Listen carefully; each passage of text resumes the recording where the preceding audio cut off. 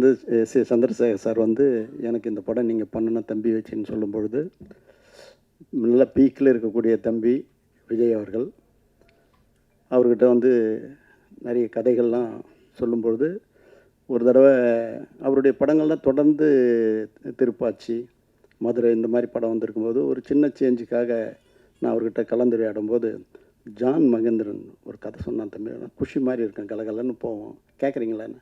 ஏன் சார் கேட்குறீங்க, அனுப்புங்க சார் அப்படின்னுச்சு. சரின்னு ஜான் அனுப்பிச்சி வச்சேன். 1 ஹவர்லேயே அவர் வந்து அங்கேருந்து எனக்கு ஃபோன் வருது, சார் கலகலகலன்னு போகுது சார், எதை பண்ணலாம் சார் அப்படின்ட்டாரு. இப்படி ஒன்றும் தேவி ஸ்ரீ பிரசாத் பேர் சொன்னதும் தம்பி விஜய் தான். சோபி சொன்னதும் விஜய் தான். இப்படி ஒரு ஆக்கிரமித்த ஒரு படம் அது.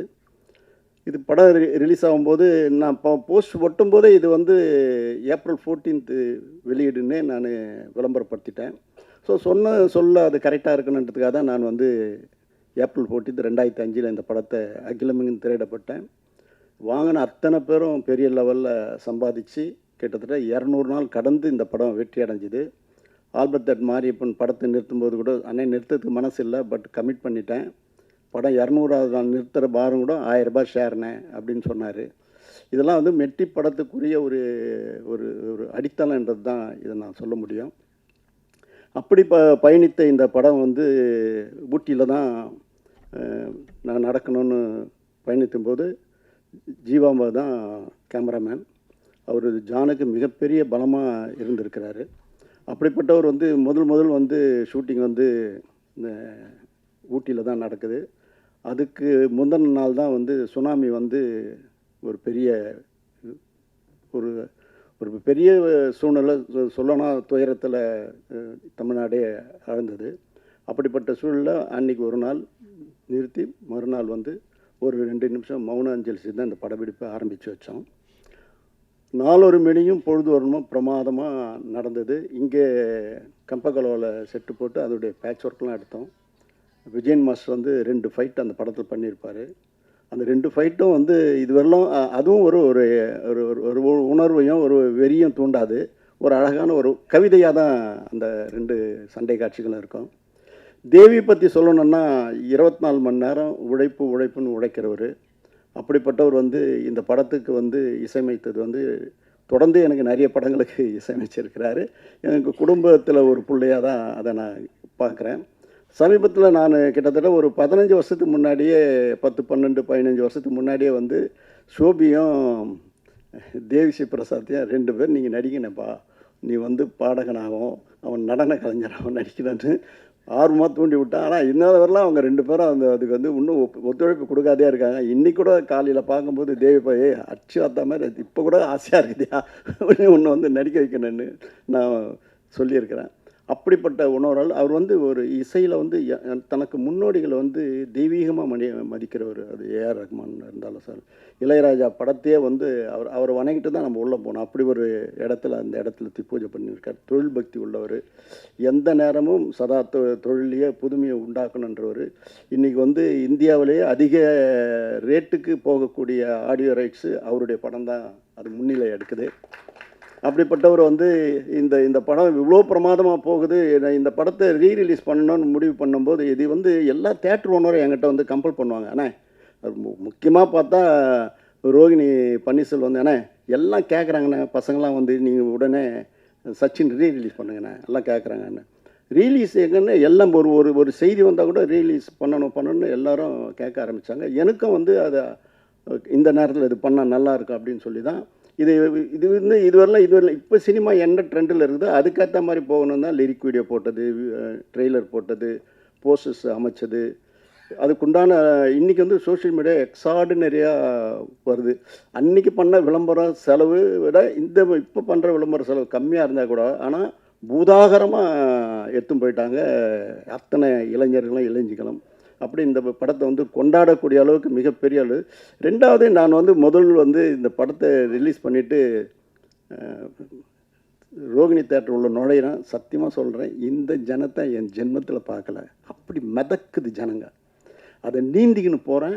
இந்த பேர பசங்கள்லாம் கூப்பிட்டு போகிறதுக்கு செக்யூரிட்டியை கூப்பிட்டு அவங்களுக்கு அவன் தான் அவனை கொஞ்சம் முன்னே அனுப்புங்களா அப்படின்னு இழுத்தும் போகிற அளவுக்கு ஜனத்திரள். அங்கே போகும்போது அந்த கையில் அவங்க கட்டி இந்த ரிஸ்ட்டை கட்டி அந்த லைட்டை காமிச்சு அவங்க ஆடுறதும் பாடுறதும் கொண்டாடுறதும் அந்த ஸ்க்ரீனுக்கு முன்னாடி போய் ஆடுறதும் தேவி ஸ்ரீ பிரசாத்தையும் தம்பி சோபியும் நினச்சி சந்தோஷப்படுறது இல்லாமல் அதில் வந்து விஜயினுடைய பங்களிப்பு இருக்குது. ஒரு மேனரிசம் அதை ஃப்ரேம் டு ஃப்ரேம் செதுக்கியிருக்கிறாங்க.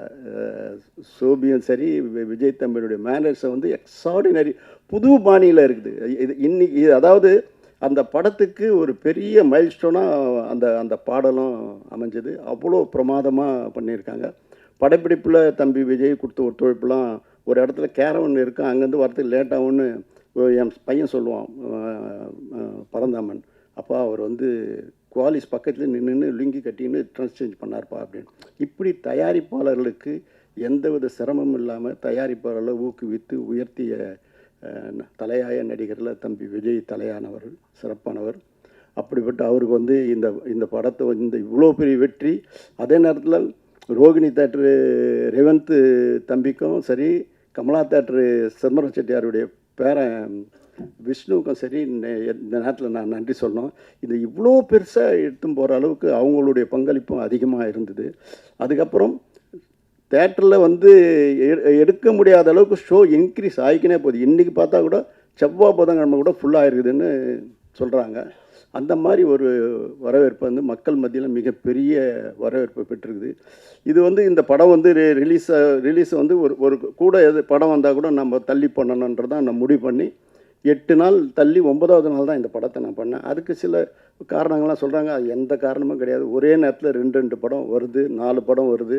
இந்த படம் வரும்போது கூட சந்திரமுகி மும்பை எக்ஸ்பிரஸோடு தான் வந்தது. ஒரே நேரத்தில் இன்றைக்கி இருக்கிற சினிமா வந்து அந்த ஹாலிடேஸை மிஸ் பண்ணக்கூடாதுன்னு சொல்லுவாங்க. ஆனால் இது வந்து 8 நாள் கழித்து தான் வந்தது. ஆக யாரும் அதை பற்றி தப்பாக நினைக்காதீங்க. நம்ம அந்த மாதிரி இடத்துல இல்லை. இந்த சினிமாவை என்னை வளர்த்துருந்து இந்த சினிமா வளரணும்னு நான் எல்லாருக்கும் நல்லது செஞ்சுன்னு இருக்கிறேன். ஆகவே உங்கள்கிட்ட கண்மலங்க சொல்கிறேன், இந்த திரையுலகம் வாழ்வாங்க வாழணும், வையகம் தழைக்க வாழணும், வாழ்வெல்லாம் செழித்து வாழணும்னு என்னுடைய வேதமாகவே நான் எடுத்து நடத்தின்னு இருக்கிறேன். ஆகவே இந்த படத்தில் இந்த பிஸி ஸ்டுடியோவில் வந்து தேவி பிரசாத் வந்து இங்கே பங்குன்றது வந்து உண்மையிலேயே எனக்கு சந்தோஷம். அவர் தேட்டர்லேயே போய் பார்க்க போகிறேன்றார். அவரும் சோபியும் ஜானும் போய் பாருங்கள். உங்களுடைய சந்தோஷத்தை, உங்களுடைய உழைப்பாக அந்த மக்கள் அந்த இளைஞர்கள் எப்படி கொண்டாடுறாங்கன்னு இந்த தேட்ரு உள்ள பார்க்கணுன்னு நினச்சா குடும்பத்து பெண்கள் எல்லாம் வந்து எப்படி கோலாகலமாக கொண்டாடுறாங்கன்னு பார்க்கும்போது என்னால் மெய்சில் இருக்குது.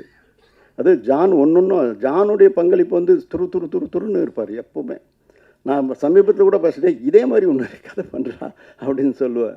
அந்த மாதிரி ஒரு உழைப்பு கொடுத்தவர் மகேந்திர சார் வந்து இல்லைன்ற ஒரு ஃபீலிங் இன்றைக்கி ரொம்ப எனக்கு இந்த கொண்டாட்டத்தை அவர் பார்க்கலன்ற ஒரு வருத்தங்கள் எனக்கு வந்து நெஞ்சில் நிழலாடுது.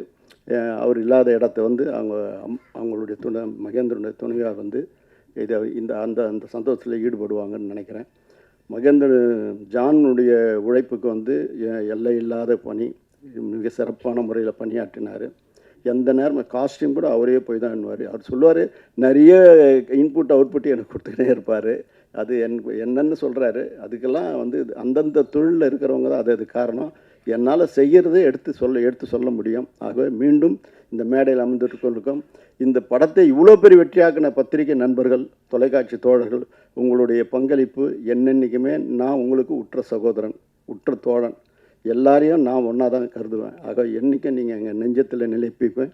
இந்த இண்டஸ்ட்ரி வளர்கிறதுக்கு நீங்கள் திரும்பவும் ஒரு உத்வேகத்தை கொடுத்து உயர்த்தணும்னு சொல்லி உங்கள்கிட்ட கேட்டு விடைபெறுகிறேன். நன்றி, வணக்கம்.